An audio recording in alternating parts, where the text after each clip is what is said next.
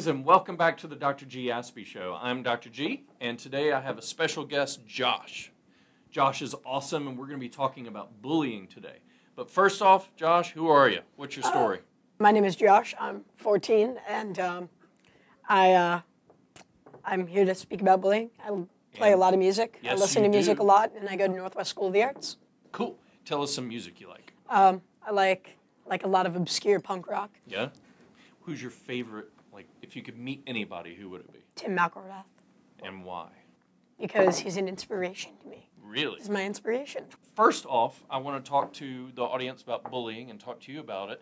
Why has bullying been such an important topic for you? Well, bullying is important to me because I've been on the end of it. I've received it, and I know what it's like to have to go through it. And I don't think that's anything any kid should have to go through. So. Well, it's really, really cool that you're out there talking to people about this.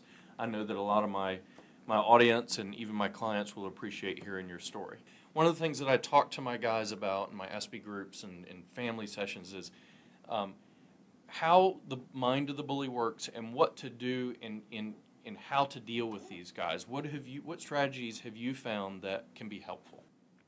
One of the biggest strategies that I found is you have to speak up to the administration. You have to make sure that they know what's going on and that they're actually doing something. Mm-hmm. And the buddy system, because when you're with someone else, people are a lot less likely to pick on you because they know that there's somebody else on your side. And bullies by nature are cowards.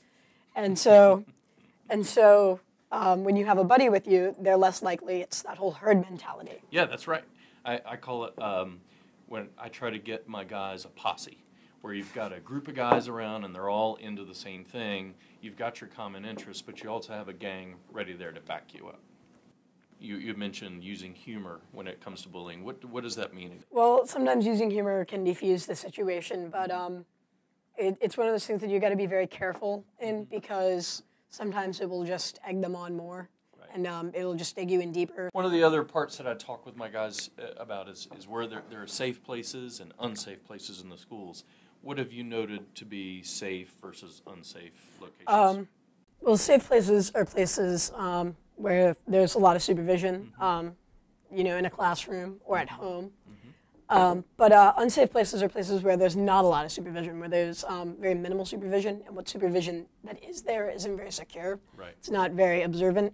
It goes back to what I said about the buddy system. When you're going through those unsafe areas, have a buddy with you. Right.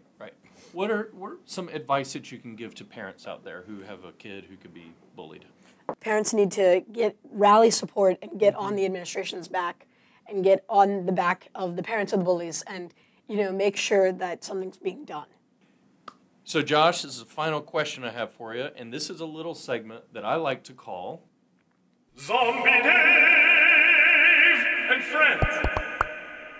So, Josh, this is where I ask my guests if they could survive a zombie apocalypse. And my question for you is, could you survive it? And if so, how would you go about this? Oh, I could easily survive. Easily? And I would go about this.